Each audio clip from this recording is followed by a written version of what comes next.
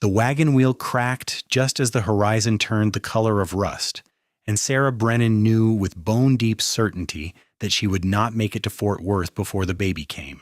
She had been traveling alone for 3 days since leaving the small settlement of Mineral Wells, Texas, driving her late husband's wagon with determination that exceeded her physical strength. Thomas had died 2 months earlier from pneumonia, leaving her 8 months pregnant, and with nothing but debts in their small dry goods store. His brother in Fort Worth had sent word that he would take her in, give her a place to raise the child, but the journey across the harsh Texas plains in May of 1878 was proving more treacherous than she had imagined. The wheel had been wobbling since yesterday, and now it had finally given way, sending the wagon lurching to one side with a groan of splitting wood.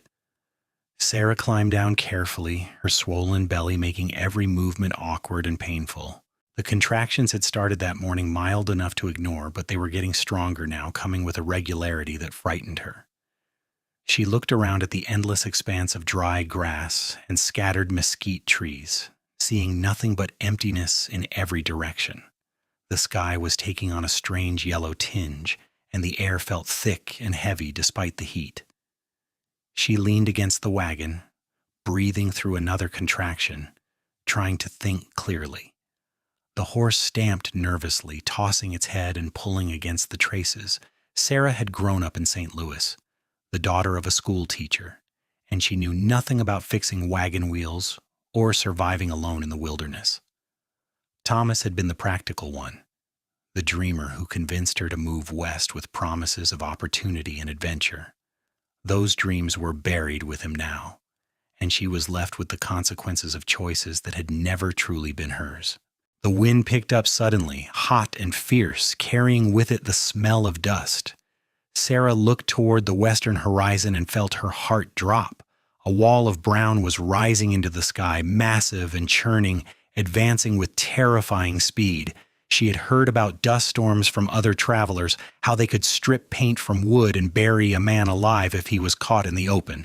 The baby chose that moment to press down hard, and Sarah gasped, clutching the wagon wheel as her water broke, soaking through her dress and petticoats. "No," she whispered, then louder, "No, please, not now." But nature had no mercy for timing or circumstance. Another contraction seized her, stronger than before, and she knew with absolute certainty that this baby was coming soon, whether she was ready or not. The dust storm was perhaps 15 minutes away, maybe less, and she had nowhere to hide. The wagon offered little protection with its torn canvas cover, and she could not run. Sarah was trying to unhitch the terrified horse when she heard the thunder of hooves. She turned, shading her eyes against the wind, and saw a rider approaching at full gallop. He was leading 2 other horses, riding low in the saddle, his hat pulled down tight against the rising wind. For a moment she feared he might be an outlaw or worse, but desperation overrode caution. She waved her arms, calling out, though the wind tore the words from her mouth. The rider saw her and changed direction, closing the distance in seconds. He pulled up hard, his horse dancing sideways, and Sarah found herself looking up at a man in his mid-20s with dark hair, sun-bronzed skin, and eyes the color of creek water. He took in the situation instantly, his gaze moving from her condition to the broken wagon to the advancing storm. "Ma'am, we have got about 10 minutes before that hits," he said, his voice urgent but calm. "Can you ride?" Sarah shook her head, another contraction building. "The baby is coming now. I cannot—" She gasped, doubling over. The cowboy was off his horse in an instant. "My name is James Carson. I work for the 3 Rivers Ranch about 8 miles north. I'm going to help you, but you need to trust me. Can you do that?" Sarah looked into his face and saw no deception there, only determination and a kind of gentle strength that reminded her of her father. She nodded, unable to speak through the pain. James moved quickly, scanning their surroundings. There was a slight depression in the ground about 20 yards away, a natural hollow that would offer some protection. He unhitched Sarah's horse and slapped it away, knowing it would survive better running free than tied to the wagon. Then he turned to Sarah and carefully lifted her into his arms. "Hold on to me," he said, carrying her toward the hollow. She wrapped her arms around his neck, mortified by the intimacy and helpless to prevent it. He set her down as gently as he could in the depression, which was barely 4 feet deep but better than nothing. The storm wall was close now, blotting out the sun, turning the world dark and orange. James worked with practiced efficiency. He grabbed his bedroll and saddlebags from his horse, along with a canvas tarp he used for camping. He released all 3 horses, trusting them to their instincts. The wind was screaming now, driving sand and grit that stung exposed skin. He spread the bedroll in the hollow and helped Sarah onto it, then pulled the tarp over them both, weighing down the edges with rocks in their bodies. "I know this is not proper, ma'am, but propriety won't matter if we are buried alive," James said, positioning himself to shield her body with his own as the storm hit with the force of a freight train. The world became darkness and chaos. The wind howled like something alive and furious, and the sand hissed against the tarp with a sound like rattlesnakes. Sarah could barely breathe through the dust that found its way under the canvas, and then she could not breathe at all because another contraction was ripping through her, so intense that she cried out. James heard her through the storm's fury. He could feel her body convulsing beneath him, and he understood that this baby would not wait for better circumstances. He had helped birth calves and foals on the ranch, even assisted once when a rancher's wife delivered in an emergency, but this was different. This was a woman alone, vulnerable, trusting him with her life and her child's life. "Listen to me," he said, his mouth close to her ear so she could hear him over the wind. "I have done this before. You are not alone. When the next pain comes, you push with everything you have. Do you understand?" Sarah nodded, tears streaming down her dusty face. She was terrified, in agony, and completely dependent on this stranger who had appeared like an answer to a prayer she had not known how to pray. The next contraction built like a wave, and she bore down, screaming into the storm. James tried to maintain what modesty he could under the circumstances, but there was no time and no room for embarrassment. He helped Sarah position herself, talking her through each contraction with steady encouragement. The storm raged around them, sand piling up against the edges of the tarp, the wind trying to tear away their shelter. James kept his body curved over hers, taking the brunt of the storm's fury, feeling the sand sting his back through his shirt, the weight of dust accumulating on the canvas. "That is it. You are doing fine," he said during a brief respite between contractions. "You are the bravest woman I have ever met." "I am not brave," Sarah gasped. "I am terrified." "Bravery is not the absence of fear," James said. "It is doing what must be done despite the fear. Now here comes another one, I can tell. Get ready." The labor lasted 40 minutes by James's pocket watch, though it felt like hours.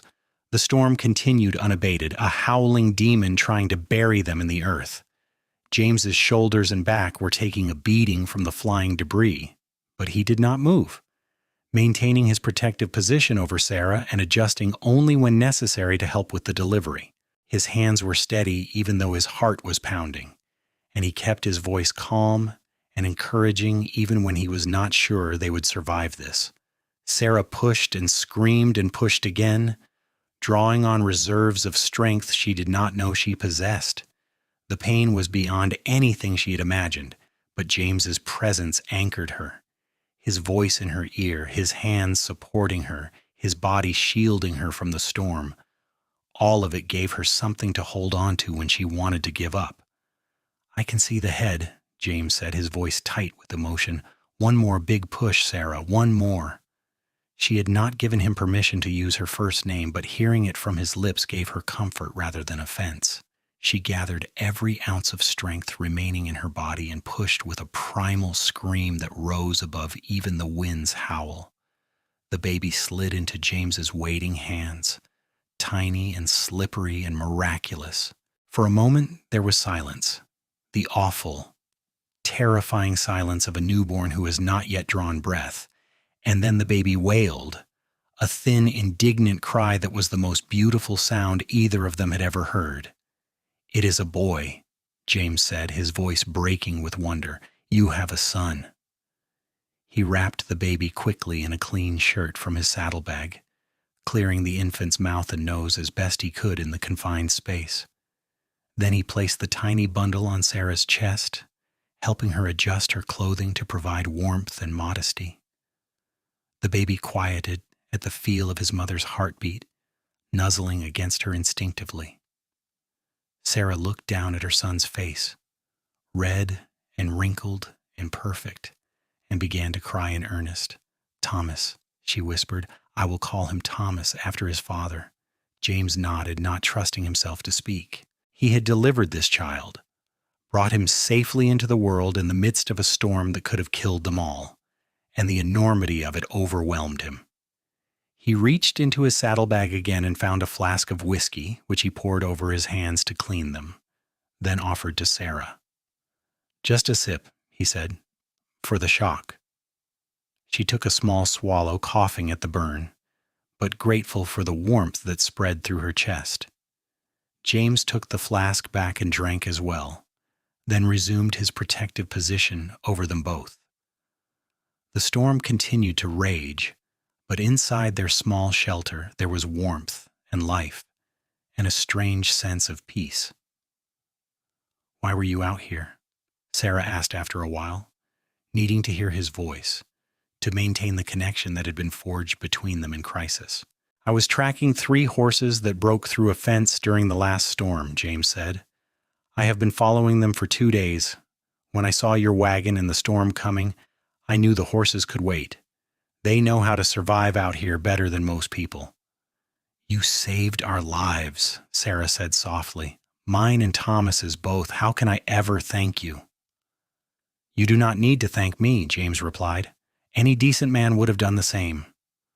But Sarah knew that was not true.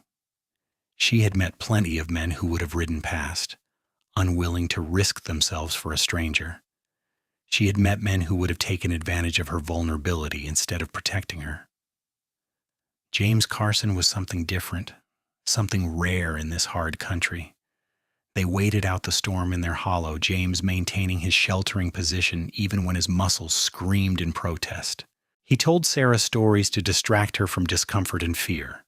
Stories about growing up on a small ranch in East Texas, about learning to rope and ride before he could properly read, about losing his parents to yellow fever when he was 17 and making his own way ever since. Sarah told him about St. Louis, about her father's love of books, about meeting Thomas and believing his dreams of a better life in Texas. She told him about the loneliness of the past 2 months, the fear of being pregnant and widowed in a place where she had no real friends or family. "You are going to your brother-in-law in Fort Worth?" James asked. "Yes.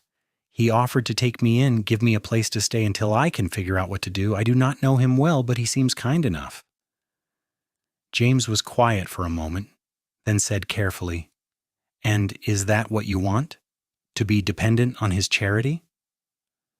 Sarah had not allowed herself to think too deeply about it. What choice did she have? But James's question opened a door she had kept closed. "I want to take care of my son myself," she admitted. "I want to make my own way, but I do not know how to do that here. I have no skills that translate to frontier life."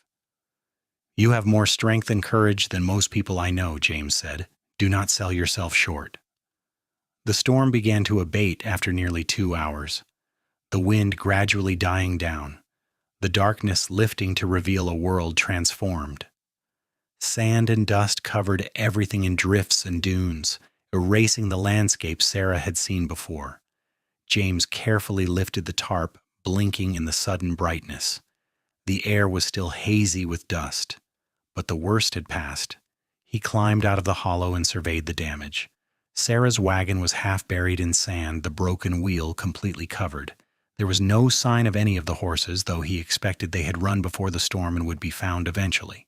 His priority now was getting Sarah and the baby to safety and medical care. "Stay there and rest," he told Sarah. "I'm going to see if I can find the horses or figure out our options." "Wait," Sarah called. He turned back to find her trying to sit up, cradling the baby close. "Please do not leave us. I know you have responsibilities elsewhere, but Her voice broke. I am frightened to be alone again. James's heart clenched at the raw vulnerability in her voice. He came back to the hollow and knelt beside her. I am not going anywhere without you, he said firmly. I will get you to safety. I promise you that. I just need to assess our situation. I will be right where you can see me. He spent the next 20 minutes digging through the sand, recovering supplies from both the wagon and his own gear. He found water, some food, blankets, and most importantly, his rifle and ammunition. The sun was past its zenith now, and he estimated they had perhaps 5 or 6 hours of daylight left. The Three Rivers Ranch was 8 miles north, but Sarah was in no condition to walk that distance, and he had no way to carry her and the baby that far. He was considering his options when he heard a familiar whinny. He turned to see his own horse, a sturdy bay gelding named Buck, trotting toward him from the east.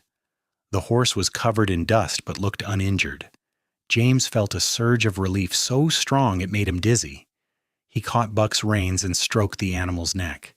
Good boy, he murmured. You are a good, smart boy. With the horse recovered, everything changed. James fashioned a makeshift travois using pieces of the wagon and the tarp, creating a platform that would allow Sarah to ride while lying down. It was not comfortable, but it was better than walking, and Buck was strong enough to pull the weight. He helped Sarah onto the travois, making sure she and the baby were secure and as comfortable as possible. Little Thomas was sleeping now, having nursed successfully despite the harsh circumstances of his birth. Sarah looked exhausted but alert, her hair wild around her face, her dress stained and torn, but her eyes held a determination that James was beginning to recognize as fundamental to her character. This will take us a few hours, he said, but we will make it before dark. The ranch has a good doctor who rides through twice a month, and I believe he is due this week. If not, the foreman's wife has birthed 6 children of her own and helped with dozens more. You and Thomas will be taken care of. I have no money to pay for a doctor, Sarah said quietly. Do not worry about that now. We will figure things out. The journey to Three Rivers Ranch was slow and careful. James led Buck at a walk, constantly checking on Sarah and the baby. The landscape was transformed by the storm, familiar landmarks buried or altered. He navigated by the position of the sun and his knowledge of the land, adjusting their course as needed. Sarah drifted in and out of sleep, exhausted by the ordeal of labor and birth.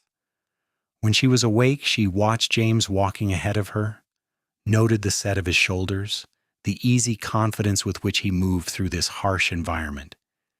He had shed his vest and rolled up his sleeves, and she could see the strength in his forearms, the careful attention he paid to the ground ahead, selecting the smoothest path for her comfort. She found herself studying the back of his neck, the way his dark hair curled slightly against his collar, and felt a stirring of something she could not quite name. Gratitude, certainly, but something more. An awareness of him as a man, not just a rescuer. The thought brought a flush of guilt. Thomas had been dead only 2 months. It was far too soon to be noticing another man, to be feeling anything beyond grief and practical necessity. But she could not deny the connection that had been forged between them in that hollow. He had seen her at her most vulnerable, had brought her child into the world with gentle hands and steady encouragement. That kind of intimacy could not be erased or ignored, no matter how improper it might be. They stopped twice to rest and let Sarah nurse the baby. James discreetly turned away during these times, busying himself with checking Buck's hooves or scanning the horizon. But Sarah found herself wishing he would look at her, would acknowledge what had happened between them as something more than a random act of kindness. The sun was low on the horizon when the buildings of Three Rivers Ranch came into view. It was larger than Sarah had expected, with a substantial main house, several barns and outbuildings, and a bunkhouse that could probably sleep 20 men. Cattle dotted the visible range, and she could see several cowboys working with horses in a corral near the barn. One of the men spotted them and called out. Within minutes, people were rushing toward them. James explained the situation quickly, and Sarah found herself being carried into the main house by two ranch hands while a stern-faced woman with kind eyes took charge of the baby. James disappeared in the commotion, and Sarah felt a sharp pang of loss at his absence. The next few hours passed in a blur of activity. The woman, who introduced herself as Martha Sullivan, wife of the ranch foreman, examined both Sarah and the baby with expert hands. She pronounced Thomas healthy despite his dramatic entrance into the world and declared Sarah remarkably well considering the circumstances. Sarah was given a hot bath, clean clothes, and a proper bed in a small guest room.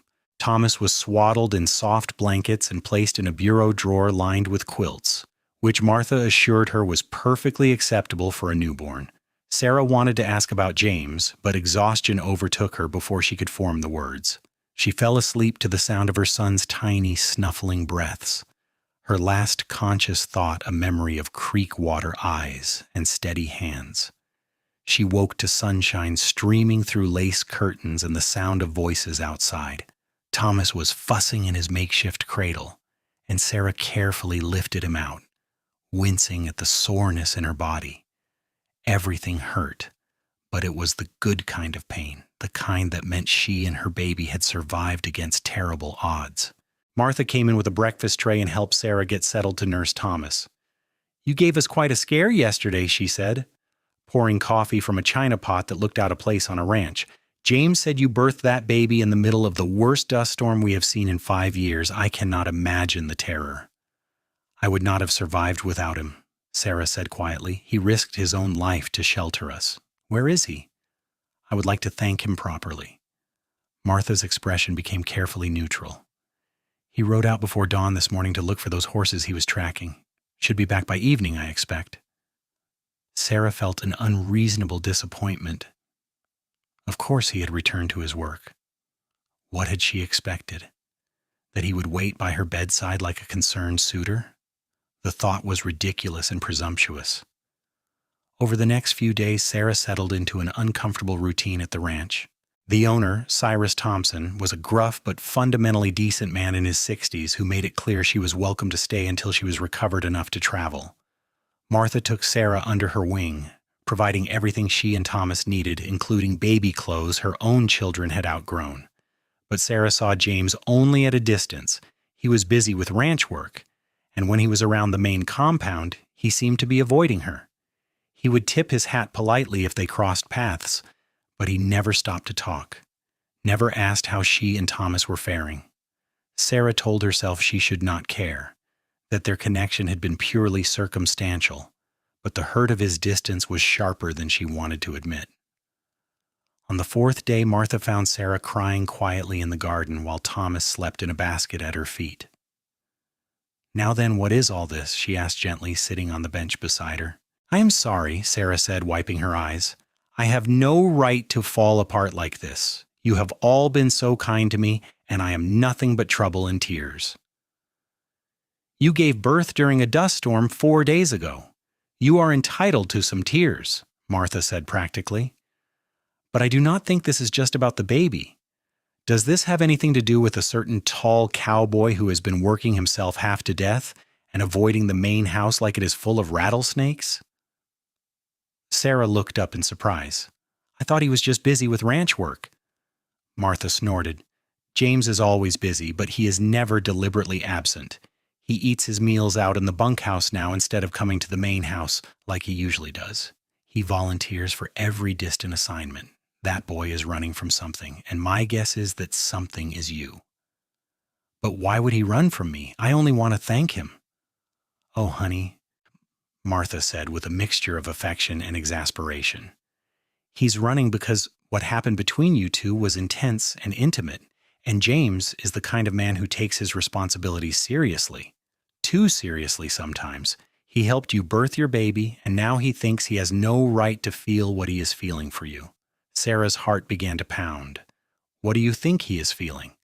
"The same thing you are feeling if I am any judge of matters, but you are recently widowed, and he is convinced he would be disrespecting your grief and taking advantage of your gratitude if he acted on his feelings, so he is staying away, even though it is clearly killing him." Sarah looked down at Thomas sleeping peacefully in his basket. "I loved my husband," she said softly, "but it was not a grand passion. Thomas was kind and had big dreams, but we were not truly compatible. I was lonely in our marriage, and that loneliness did not end with his death. It only changed shape." "Then what do you want now?" Martha asked. It was the same question James had asked her in the hollow, about her plans to go to Fort Worth. Sarah took a deep breath. "I want a chance to discover who I can become without someone else defining my choices. I want to raise my son somewhere I can breathe, and I want—" She stopped, the admission too frightening to speak aloud. "You want James?" Martha finished for her. "And there is nothing wrong with that. Life is short and often brutal out here. When something good comes along, you do not waste it by worrying about propriety or timing." "But what if he does not want me? What if Martha is wrong and he is only avoiding me because the whole situation makes him uncomfortable?" Martha stood up and brushed off her skirt. "There is only one way to find out. James will be bringing in some horses from the south pasture around sunset. That is in about 2 hours. If you happen to be at the South Corral at that time, well, it would be a shame to waste the opportunity for a conversation." Sarah spent those 2 hours in an agony of indecision. She fed and changed Thomas, tidied her borrowed room, and tried on 3 different dresses before settling on a simple blue calico that Martha had given her. It was not fancy, but it fit well and brought out the color of her eyes. She braided her hair, then took it down and brushed it out, then braided it again. She felt like a foolish schoolgirl, not a 22-year-old widow and mother. But when the time came, she bundled Thomas into a sling against her chest and walked to the South Corral with her heart in her throat. Several cowboys were there, managing a group of newly broken horses. Sarah spotted James immediately, standing near the fence with his hat pushed back, watching the horses with a critical eye. He saw her approaching and went very still. For a moment, Sarah thought he might walk away, but then he seemed to make a decision. He came to meet her, stopping a careful distance away. "Mrs. Brennan," he said formally, "it is good to see you up and about. How are you and the little one doing?" "We are well, thanks to you," Sarah said. "Mr. Carson, I have been hoping to speak with you. You have been avoiding me." A flush crept up his neck. "I have been working. The ranch doesn't run itself." "Martha says you have been eating in the bunkhouse and volunteering for assignments that take you away from the main compound. That sounds like avoiding to me." James looked away, his jaw tight. "What do you want me to say? That I think about you every waking moment? That I cannot sleep because I keep remembering how it felt to hold you during the storm to help bring your son into the world? That I lie awake knowing I have no right to any of those feelings because you are in mourning and I am just a cowboy who happened to be in the right place at the right time?" Sarah's breath caught at the raw honesty in his voice. "You are not just anything," she said fiercely. "You are the man who saved my life and my son's life. You are the man who sheltered us with your own body. You are the man I cannot stop thinking about, even though I know I should be mourning my husband properly and not feeling what I am feeling for you." They stared at each other, the air between them crackling with tension. Around them, the ranch went on with its business, but in that moment, they might have been alone in the world. "What are we going to do?" James asked finally, his voice barely above a whisper. "I do not know," Sarah admitted, "but I know I do not want to go to Fort Worth. I do not want to be dependent on Thomas's brother's charity. I want to find my own way, make my own life." "Here?" James asked, hope flaring in his eyes. "You want to stay here?" "If Mr. Thompson would allow it, I could work. I do not know what I could do yet, but I can learn. I'm not afraid of hard work. And Thomas needs to grow up somewhere with space and sky and good people around him." James stepped closer, close enough that Sarah could smell the scent of leather and horse and sun-warmed skin that she was coming to associate with him. "I do not want to rush you," he said carefully. "Your husband has only been gone 2 months. You need time to grieve, to heal, to figure out who you are now. But I want you to know that I will wait, however long it takes. I will be here." Sarah felt tears prick her eyes. What if it takes a long time? What if I need months or even a year to feel right about this? Then I will wait a year, James said simply. You are worth waiting for, Sarah Brennan. They stood there as the sun set behind the hills, painting the sky in shades of orange and pink and purple.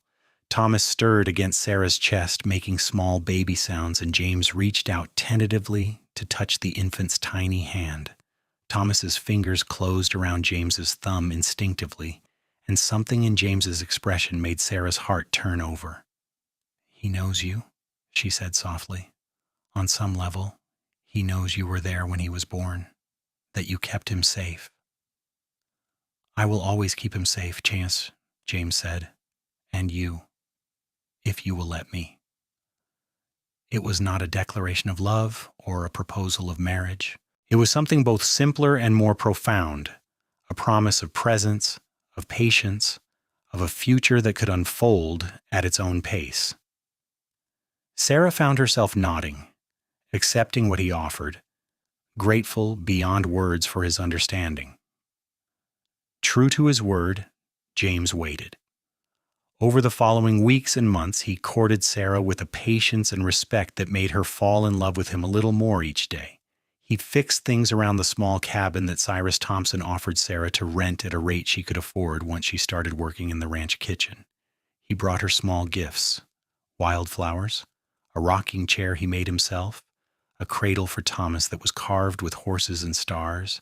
He spent evenings on her porch, talking about everything and nothing while Thomas grew and thrived. James never pushed for more than Sarah was ready to give. He was content to sit beside her, their hands not quite touching, their conversation flowing easily. He told her about his dreams of someday owning his own small ranch, not something grand like 3 Rivers, but a place he could run his own way with cattle and horses and maybe a family. Sarah told him about her childhood love of reading, her secret dream of teaching school someday, her determination to make sure Thomas had opportunities she and his father had never managed to grasp. As summer turned to fall, Sarah found herself seeking out James's company more and more. She loved the way he was gentle with Thomas, holding the baby with careful confidence, making silly faces that earned gurgles of infant laughter. She loved watching him work with the horses, his movements fluid and sure. She loved the way he looked at her, like she was something precious and strong all at once. One evening in late September, as they sat on her porch watching the sunset, Sarah reached out and took James's hand. It was the first time she had initiated physical contact beyond casual touches, and she felt him go very still beside her. I have been thinking, she said quietly. It has been 5 months since Thomas died. I have done my grieving, and I have come to terms with what our marriage was and was not. I will always remember him with kindness, but I'm ready to move forward now. I am ready to live again. James turned to look at her, hope and caution warring in his expression. What are you saying, Sarah? I am saying that I love you, she said, her voice steady and sure. I am saying that I do not want you to wait anymore. I am saying that you are already the father Thomas knows, the man I want to build a life with, if you still want that. If I have not kept you waiting too long. James made a sound that was half laugh, half sob, and pulled her into his arms. Too long? Sarah, I would have waited forever, but I'm not going to lie and say I am not grateful we do not have to. Their first kiss was sweet and tender and full of promise. Thomas, sitting in Sarah's lap, made a happy sound and grabbed at James's shirt as if adding his own approval to the moment. They were married in November of 1878, in a simple ceremony at the ranch with all the hands and their families in attendance. Sarah wore a dress Martha helped her make from cream-colored wool, and she carried a bouquet of dried wildflowers. James wore his best suit, his hair slicked back, his eyes shining with barely contained joy. 6-month-old Thomas was passed around by the guests, cooed over and spoiled with attention. Cyrus Thompson gave them a small plot of land on the edge of his property as a wedding gift, along with 10 head of cattle and 2 horses. Every man should have a start on his own place, he said gruffly. James has been like a son to me these past 6 years. I want to see him settled properly." James and Sarah built their life together slowly, with intention and care. James continued to work for Three Rivers while gradually building up their own small herd. Sarah took in sewing and occasionally helped Martha with big ranch events, earning money that she saved carefully. They worked side by side to build a cabin on their land, a real home with glass windows and a stone fireplace and a sleeping loft for children. Thomas grew into a bright, adventurous toddler who followed James everywhere, mimicking his walk and his gestures. James loved him with a fierce devotion that had nothing to do with blood and everything to do with choice. He taught Thomas to ride before the boy was 3, holding him safe in the saddle, showing him how to read the land and the sky. On a warm spring evening in 1880, Sarah told James that she was pregnant. They were sitting on the porch of their cabin watching Thomas play with a wooden horse James had carved for him. James pulled her close and buried his face in her hair, overwhelmed with gratitude for the life they had built together. "Are you happy?" he asked, needing to hear it from her lips. "I am happier than I ever imagined I could be," Sarah said honestly. "Sometimes I think about that day in the hollow when you asked me what I wanted. I did not have an answer then, but now I know. I wanted this. I wanted you. I wanted a life we chose together." Their daughter was born in December of 1880, during a cold snap that frosted the windows and made the stove work overtime. The birth was much easier than Thomas's dramatic arrival, attended by Martha and the doctor in the comfort of their own cabin. James paced outside until Martha finally took pity on him and let him in to meet his daughter. She was tiny and perfect, with a cap of dark hair and eyes that would eventually turn the same creek water green as her father's. James held her with shaking hands, tears streaming down his face, completely undone by the reality of this child who was his by blood as well as choice. "What should we name her?" Sarah asked, tired but radiant. James looked up at her. This woman who had given him everything he had ever wanted and things he had never known to dream of. "Hope," he said. "Let us call her Hope." The years that followed were not always easy. Ranching was hard work, with lean seasons and harsh weather and the constant challenges of frontier life. But James and Sarah faced everything together, their bond forged in crisis and deepened by daily choice and commitment. They added 2 more children to their family, a son named Matthew in 1883 and another daughter named Grace in 1886. Thomas grew up strong and capable, with his mother's determination and his father's, for James was the only father he ever knew, quiet strength. He never questioned that James was not his biological father. Love and presence mattered more than blood. When he was old enough to understand the story of his birth, Thomas would ask his parents to tell it again and again, marveling at the courage and chance that had brought his family together. By 1890, the small plot Cyrus Thompson had given them had grown into a respectable ranch in its own right. James had a talent for horse breeding that earned them a solid reputation, and Sarah's dream of teaching came true when a small schoolhouse was built in the growing community nearby, and she was asked to be its first teacher. She taught 3 days a week, bringing her own children with her, instilling in them and their classmates a love of learning that she had inherited from her own father. On their 12th wedding anniversary, James took Sarah back to the hollow where Thomas had been born. It was not easy to find. The landscape had changed over the years, and the exact spot was no longer marked by anything obvious. But James had never forgotten where it was, and he led Sarah to it unerringly. They stood together looking at the unremarkable depression in the ground, remembering that day when their lives had intersected in the most dramatic way possible. The terror and pain were distant now, overlaid with years of love and partnership. "Do you ever regret it?" James asked. "The way things happened so fast and unexpected? Do you ever wish you had more time to grieve Thomas properly, to choose your own path without me in it?" Sarah turned to face him, cupping his weathered face in her hands. "I chose you every day for 12 years, she said. "Every morning when I wake up beside you, every evening when we sit together after the children are asleep, every moment of struggle and triumph, I choose you. What happened in this hollow was not the end of my story or the beginning. It was the moment when I was given a chance to discover who I could become. And who I became was a woman who loves you with everything she has." James kissed her then, deep and lingering, pouring 12 years of love and gratitude into it. When they finally pulled apart, Sarah was smiling, her eyes bright with tears and joy. "Take me home, James Carson," she said. "Our children will be wondering where we are." They rode back together through the Texas landscape they had made their own, the land that had tested them and shaped them and given them a life beyond anything Sarah had imagined when she set out alone in a broken wagon toward an uncertain future. The dust storms still came sometimes, fierce and frightening, but Sarah was no longer afraid of them. She had learned that sometimes the storms brought destruction, but sometimes they brought unexpected blessings.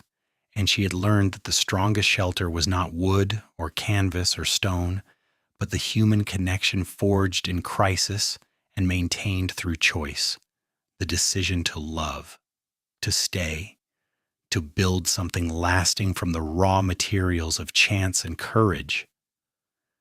As the sun set behind them, painting the sky in familiar shades of orange and gold, Sarah looked over at James riding beside her and felt her heart swell with contentment. Their 4 children were waiting at home, probably causing Martha some amount of chaos as she watched them for the evening.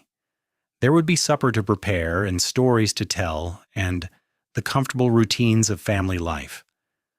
But for this moment it was just the 2 of them and the land and the memory of a dust storm that had changed everything. Sarah reached across the space between their horses and took James's hand, feeling his fingers close around hers with familiar strength. "Thank you," she said simply. "For what?" James asked, though the smile tugging at his lips said he knew. "For shielding us, for waiting, for choosing us every day just as I choose you." James brought her hand to his lips and kissed her knuckles, his eyes holding hers with a look that still made her breath catch after all these years. "Always," he said. "Always and forever." They rode on toward home, toward the life they had built together from dust and determination and love. Behind them, the hollow where Thomas had been born lay silent and empty, just another unremarkable feature of the Texas plains. But for Sarah and James, it would always be sacred ground, the place where their story truly began, sheltered from the storm by courage and carried forward by choice. The years would continue to unfold, bringing joys and sorrows, triumphs and trials.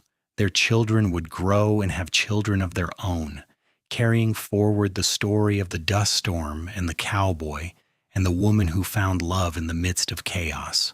The ranch would prosper, and Sarah's school would expand, and the community they helped build would thrive. But the foundation of it all, the bedrock upon which everything else was built, was that moment in the hollow when James Carson had curved his body over Sarah Brennan and her newborn son, taking the fury of the storm upon himself to keep them safe.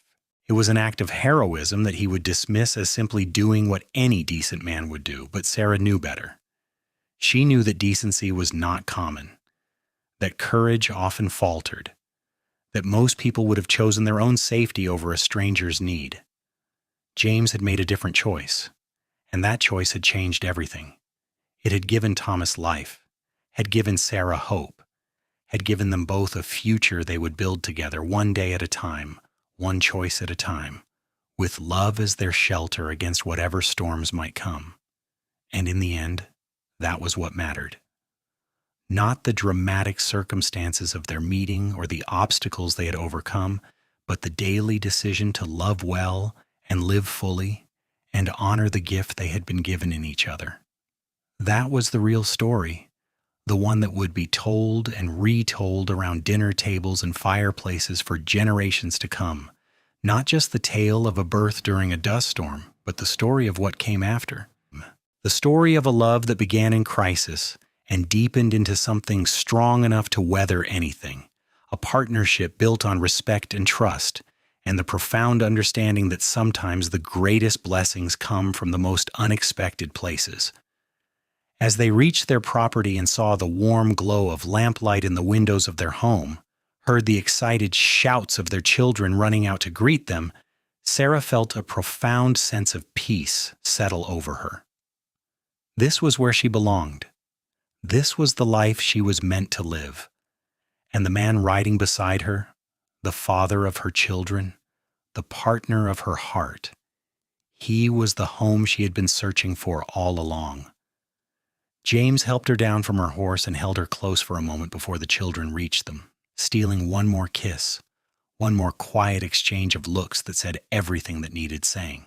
Then they turned together to embrace their family, to step back into the beautiful chaos of their life, carrying with them always the knowledge that love and courage could transform even the harshest circumstances into something miraculous. The dust storm had passed long ago, but its legacy lived on in the family it had helped create, in the love that had bloomed in its wake, in the choices made and kept and honored every day.